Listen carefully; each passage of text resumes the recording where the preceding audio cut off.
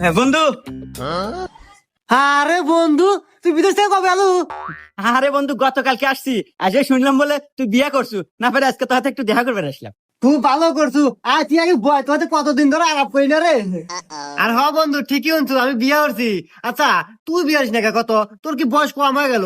বুড়ো হয়ে যাইতেছু। আচ্ছা, বিয়ে হবো কবে? কত নাকি কোনো সমস্যা? না রে দোস্ত, সমস্যা কিছুই না, আমার এই মনে কষ্ট আছে। শোন, আমি বিদেশ যাওয়ার আগে একটা মেয়ের সাথে আমার সম্পর্ক হয়েছিল, তার সাথে আমার সবকিছু হয়ে গেছে। তারপরে ওই মেয়েটা আমাকে আলু মালু বুঝে বিদেশ পাঠাইলো। বিদেশ যায়া কামাই গাজি করছি আর অক দিছি। ও একবারে সবকিছু আমার টিয়া পয়সা খায়া দোস্ত আর এক ছেলে বিয়ে হয়ে নিয়ে ঘর সংসার করতেছে। ইস রে বন্ধু, কষ্ট লাগলো। আর কি কমু কয়া, এই যুগের মেয়েরা সবাই সবাই ডুপ্লিকেট। একজনের সম্পর্ক হইলে সবকিছু হইলে আর একজনের বিয়ে নিয়ে থাকে। হে আন্দাজে বন্ধু, আমি বউটো পাচ্ছি একবার নিখুঁত, লাখে দুটো পাওয়া যাবে কিনা সন্দেহ। তাদের গায়ে কলম আছে, আমার বইয়ের গায়ে